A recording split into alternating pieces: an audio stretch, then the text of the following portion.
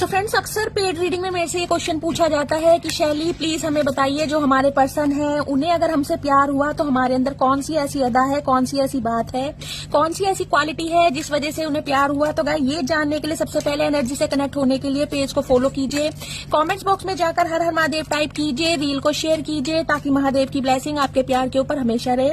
Let's see आपके person को आपकी किस अदा से प्यार हुआ। Care about others. गाइस, आप बहुत ज्यादा काइंड हार्टेड पर्सन है। आप औरों की बहुत ज्यादा रिस्पेक्ट करते हैं, औरों को प्यार करते हैं, हेल्पिंग नेचर आपका हो सकता है। आप छोटे बड़े का कभी भी भेदभाव नहीं करते हैं और इसी अदा से आपके पर्सन को आपसे प्यार हुआ।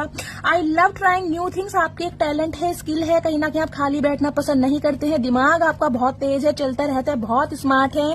और ब्यूटी विद ब्रेन का कॉम्बिनेशन, नई नई चीजें सीखना आपको बहुत पसंद है। हो सकता है इंस्ट्रूमेंट बजाना अच्छा लगता है, या गाइस कुकिंग में आप बहुत एक्सपर्ट हैं। I am very special. खुद को बड़ा स्पेशल फील करते हैं, स्पेशल ट्रीटमेंट देते हैं। और गाइस,